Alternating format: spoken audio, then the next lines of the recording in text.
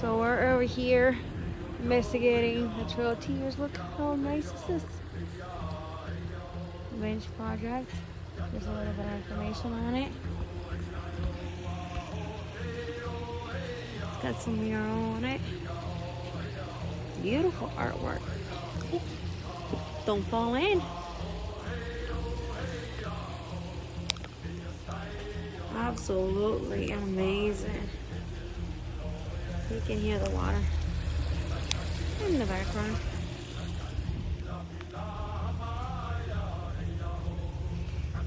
Somebody did this for the Trail of Tears.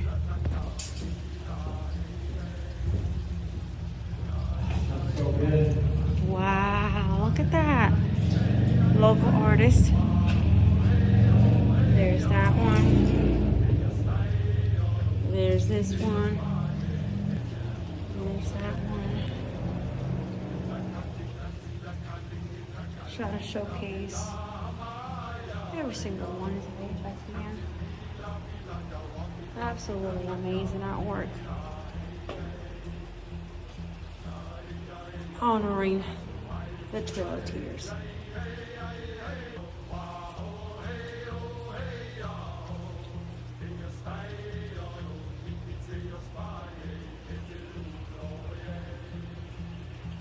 Not sure. I think these might have been done by young ones, but I really don't know. But it might have been. Amazing work.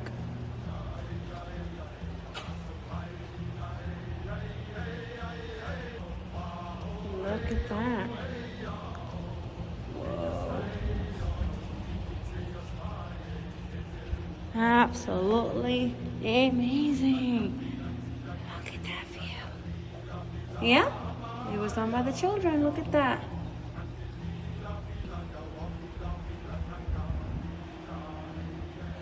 You all see that? There you go. There's a better view of it.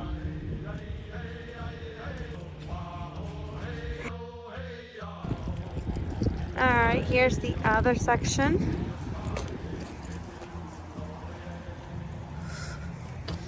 The map's getting old now.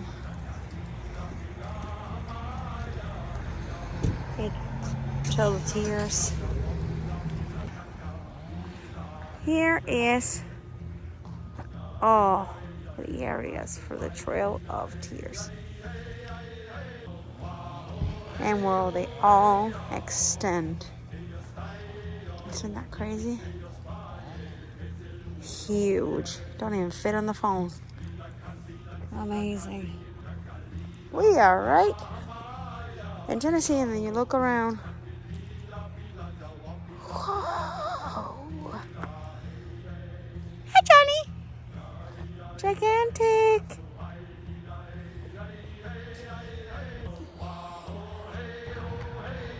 It's open. You want to go in? Yeah, I do.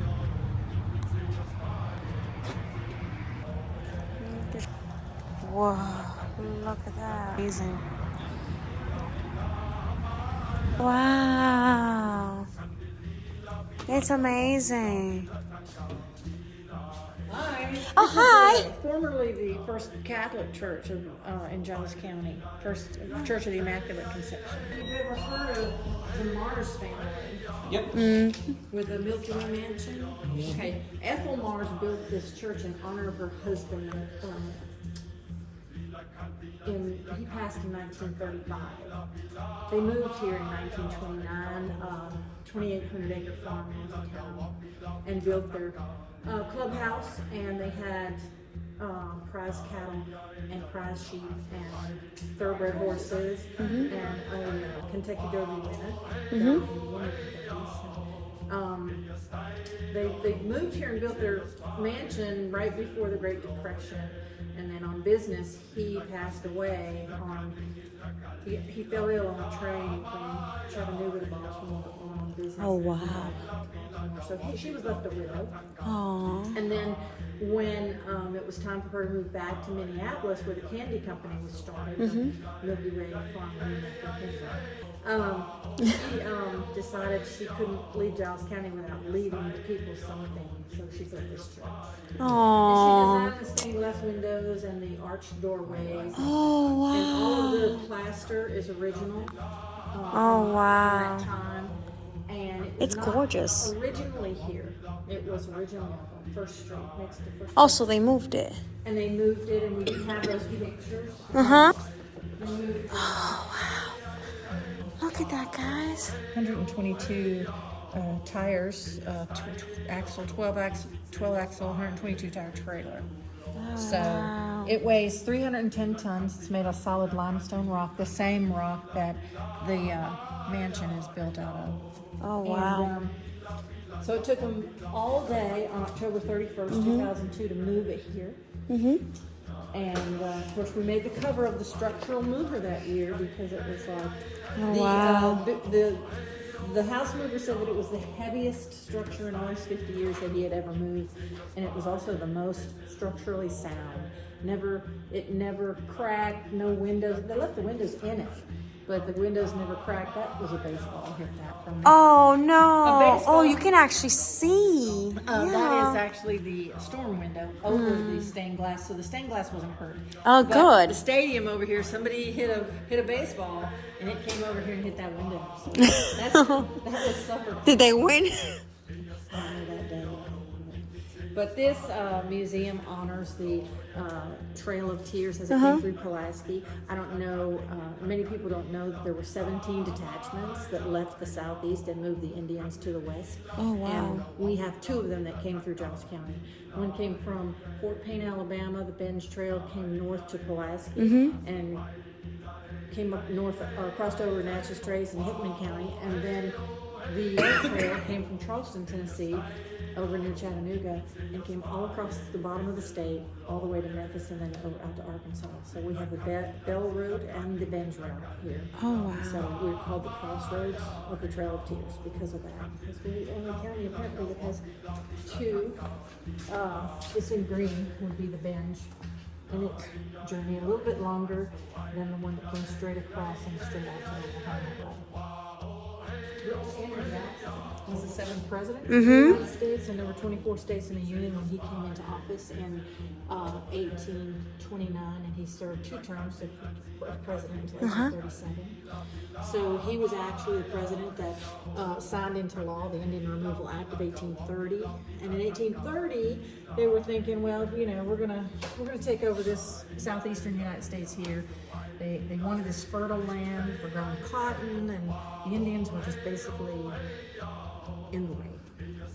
Yeah.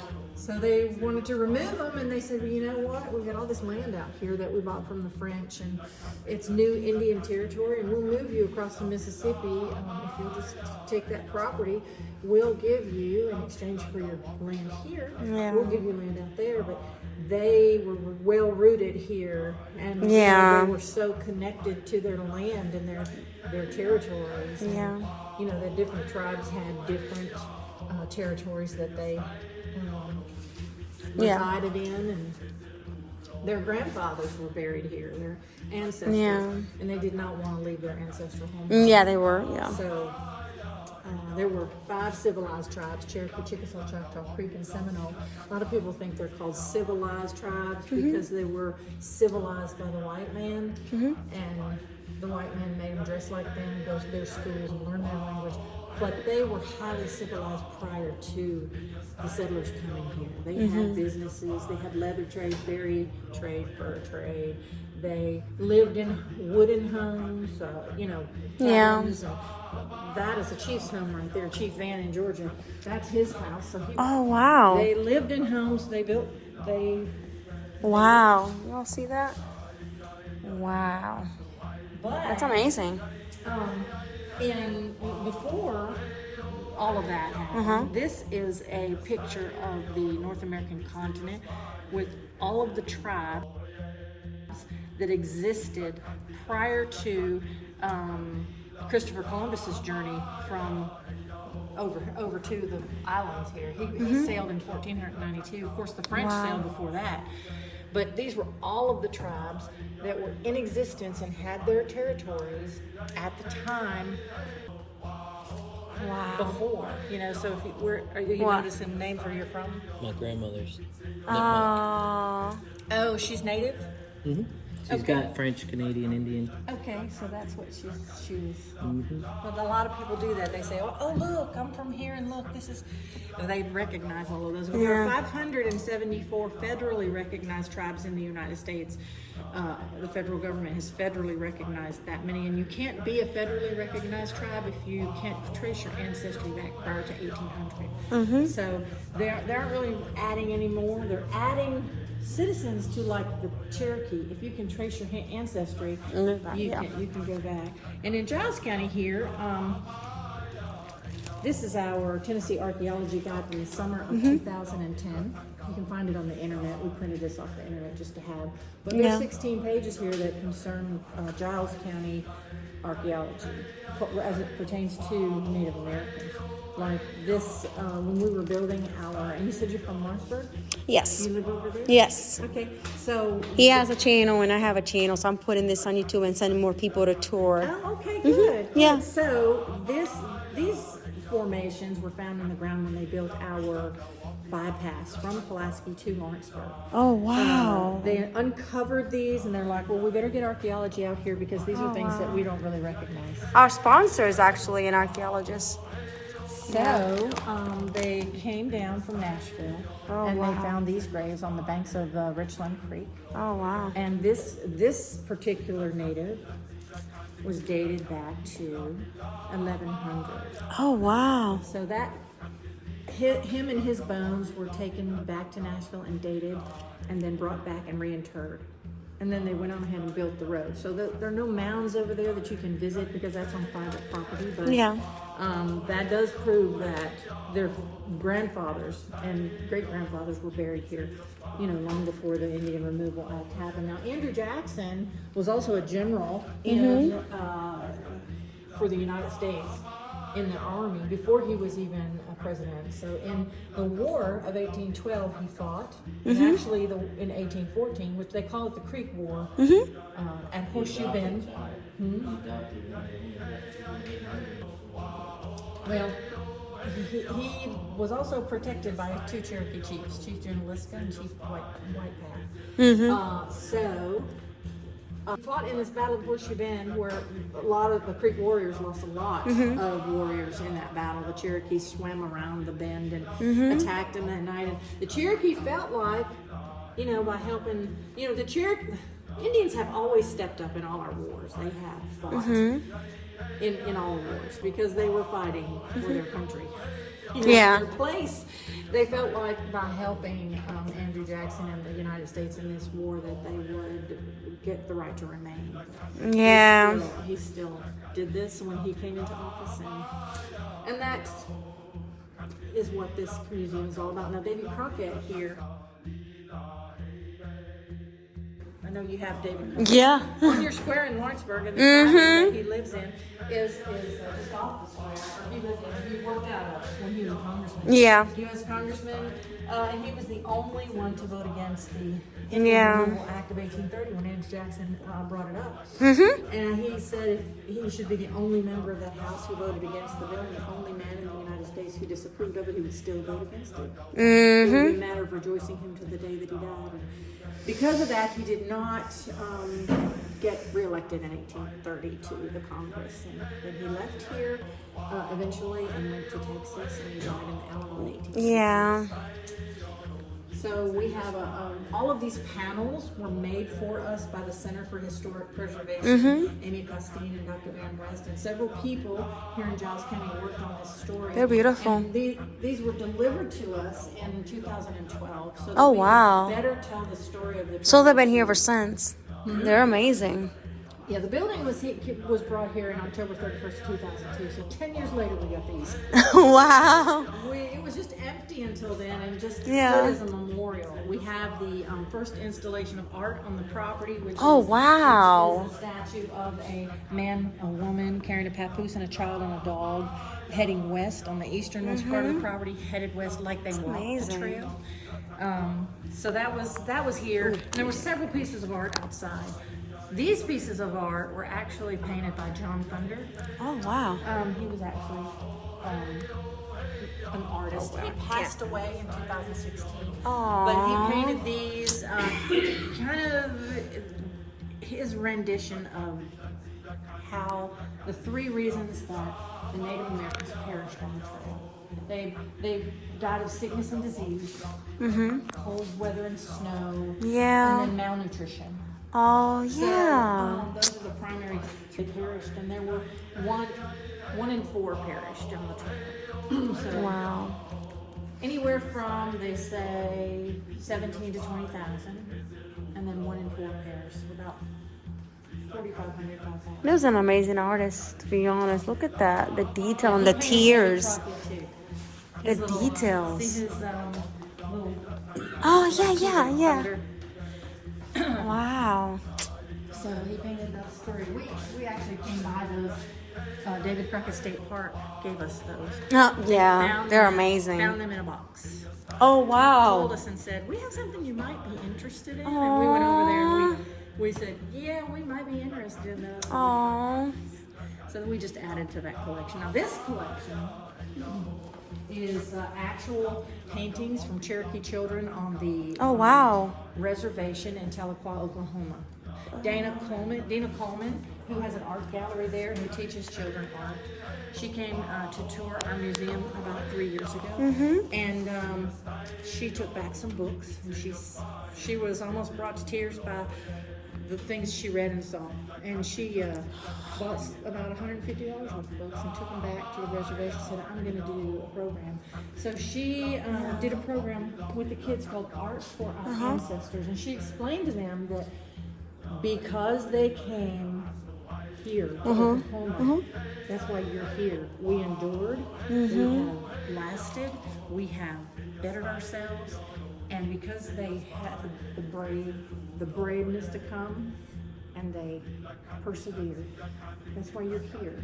But your ancestors came from that area back there. Oh, I can see that one was We want you to crying. do, she said, after you hear this story, if you want to show your ancestors what you're doing now and how you have succeeded and how life is good, because we're sure that they worried about it. Yeah. So some of them drew pictures of video games, Yeah. stickball, things that they were doing now. They all wrote a little story about what they knew about the past or what they were doing in the future here. Some of them, this one drew a picture of Sequoia. That's amazing. This one drew a picture of Wilma Mankiller, the first female chief of the Cherokee Nation. Wow. From 1985 to 1995, and she carried her tribe into the future. She, in her autobiography, which we do have here, she said that she lived on the reservation. Her family actually traveled these trails through Pulaski to get to Oklahoma. So she lived on the reservation until she was 10, and then the United States came up with a new idea, the Indian Urbanization Act. I don't know what year. That's okay. They transferred her whole family to San Francisco from the reservation. She said, we were devastated. We didn't know what to do in the city. We didn't know. We knew all we knew was the reservation. Yeah. So, a lot of them prefer to stay in the reservations, what they said. Yeah. So they were so out of their element, but she did come around in the later years and say, if I had not had that opportunity and I had not gone to college and I had not spent time doing the things that the government forced me into, I would not have had the education and the... would not be who she is today. That's right. I would not have been able to come back and help my people Oh. go forward the way that I did. So she did credit that to learning a lot about herself and about what she needed to do for her people. That's amazing. So we have the Eastern Band of Cherokee Indian flag here, and we do have the Oklahoma Band. Of course, this was established in 1839, and the Eastern Band was established a little bit later.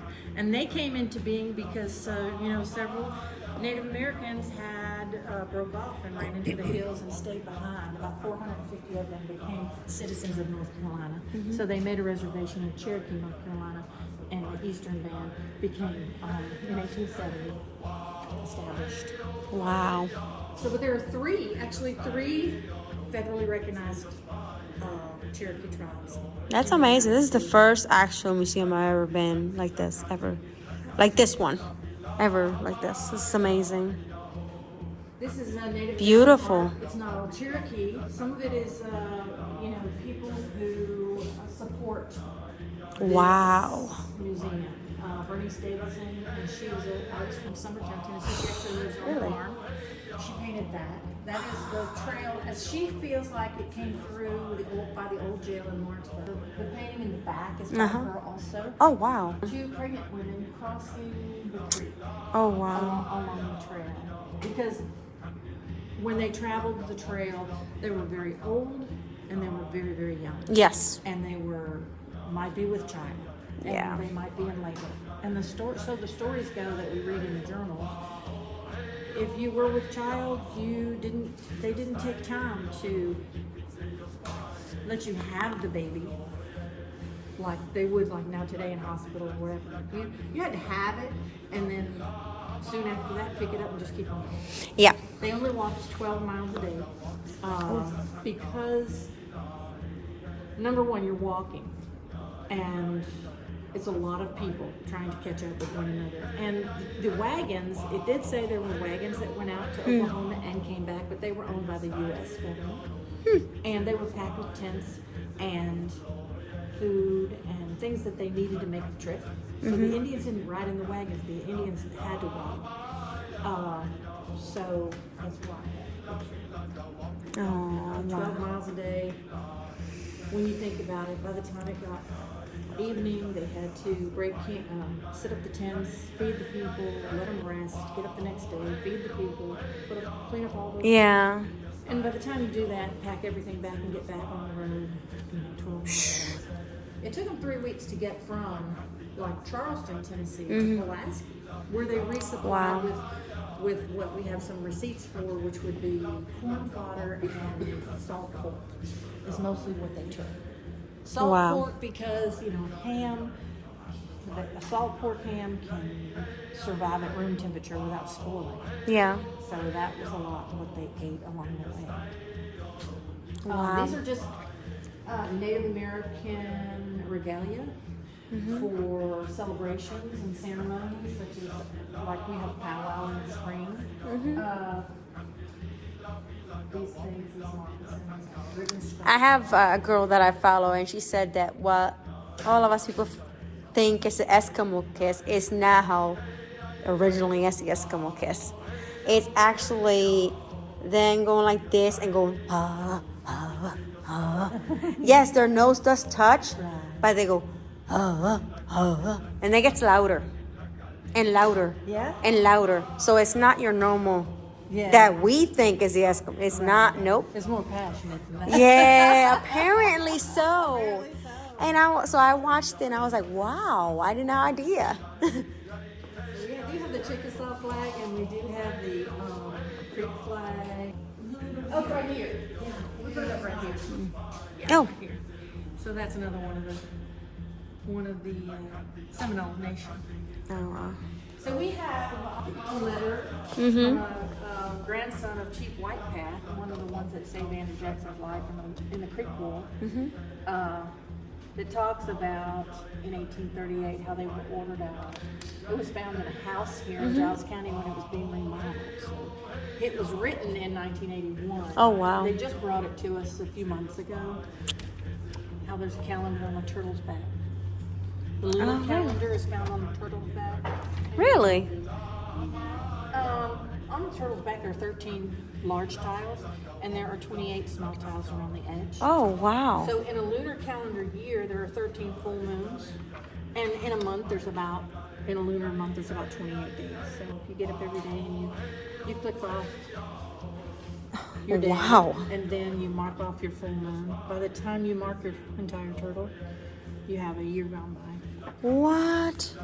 So a lot of times when a woman had a baby, they might be gifted an abandoned turtle shell, and by the time That's she crazy. marks her entire turtle, the baby would. So it's the story of the Trail of Tears, as told by Johnny Cash. That's his favorite. You know, we have different school children come through and Mm-hmm. interested in like the alphabet, and the Cherokee alphabet was invented in 1821 by Sequoia. Here's some of the letters. She was right my here. favorite. Baby blocks to learn, for babies to learn. Mhm. But, this is the life mystery and history of the Sequoia, who invented the Cherokee alphabet in 1821. And Oh, I did not know that. There wasn't a Cherokee alphabet. There wasn't an alphabet because Native Americans did not write down anything. They just traditionally they just passed it down from father to son, grandfather to father to son, and the traditions and everything they knew they were supposed to remember. It was considered evil to have a written language, but when Sequoia saw that the early white settlers wrote down their plans and wrote down their news, and he figured that the Cherokee could use a written language also. Oh, so he wow. invented it. It's mostly phonics, but because of that, by 1825, the whole nation knew the Cherokee alphabet. Him and his daughter taught it. By 1827, there was a newspaper called the Cherokee Phoenix that we get copies of right here from Oklahoma. It's the first newspaper, and Wow. it's still in existence. It's still. Oh, wow. So we have news from Oklahoma. Mhm. And because of him, the paper was written in English and in Cherokee, so the white man could read it also in 1827. And then they wrote their own constitution, modeled it after the United States Constitution, but it was their laws and their rules. Oh, wow. I know I've missed some things. So if you can tell, because this is going on YouTube, if you can tell somebody about this place, what would you say? I would say that in Giles County history, this is the only place where two trails cross. And we're known as the crossroads of the Trail of Tears. There are over 65 miles of trail between the two trails in Giles County, between the Benj and the Bell route. And we have 3 events a year. We have a commemorative motorcycle ride that comes through here and rides the original Bell Trail from Charleston all the way to Memphis and out to Oklahoma. We also have a commemorative walk the first Saturday in November. The motorcycle ride is the 3rd Saturday in September. The walk is the 1st Saturday in November. And then our powwow is the last weekend in April every year. So this year it's going to be April 26th and 27th. All right. We'll have vendors, Native American vendors, not just regular vendors, outlaw dancers, just a big Cherokee celebration, big Native American celebration. We'll have some inter-travel, and it'll go on for 2 days. And everybody's welcome. Come on over and take the tour. It's a beautiful tour. Thank you. All right. Thank you so much for the beautiful tour. I really enjoyed it. And look at it. Yeah. Little story time here. These are award-winning books written by Cherokee. We're still here. That's also. We also have a little film. The what? We are water Well, protectors. yeah, this is Cherokee. This one is Powwow Day. That one's called Fry Bread, award-winning, and Jingle Dancer. Oh, look at that. Those are some, I don't know, let me get you this, 7 clans of the Cherokee Society. They kept their society separated by a clan system. There's 7 clans, and they are, It's amazing. What? What'd you find? we have, Oh. Oh. so that's an explanation of the clans of the Cherokee Society, but we have those. We have a Cherokee man who has built, like over there against the wall, Nancy Ward. She is Cherokee beloved woman, and she was a member of the Wolf Clan. So we have the Wolf Clan. He built it. Headdress on her. Beautiful. So, can't see it. It's got some. Oh, don't move it. Don't move it. It's fine. Decorations on the back. We'll just go like this. We don't want to move it, and then It's got a. Peggy, I'm sorry, he was John right there. He was a police chief, wasn't He's also an artist. he? He's an artist. Contributing artist and supporter of the Trail of Tears. So then we have, this would represent the bird clan. Blue clan represented by the big cat. And bear clan here, the That's amazing. like a bear, and then the deer clan. And then you have paint, Oh wow, I had no idea there was one called that. the long-haired clan represented. Never heard of those two. Wow. And they'll tell you all about that on that paper. Oh yeah, I'm definitely gonna The read clans that. had like specific duties, but if you were a member Wow. of the deer clan, you could not marry into the deer clan. You had to marry into one of the other clans. Really? Wow. Society separation. Oh wow. So to keep their gene pool. So they did not mix one with the other. I mean, they probably like traded with each other, Very but smart. Yeah, they traded. they did trade it all the time. And But also, the role of the Cherokee woman was very important. You know, she was up on a pedestal. She had the children. She had the land. She had prepare the food and all that. Well, thank you so much. If you would like to donate to the Trail of Tears, contact Peggy.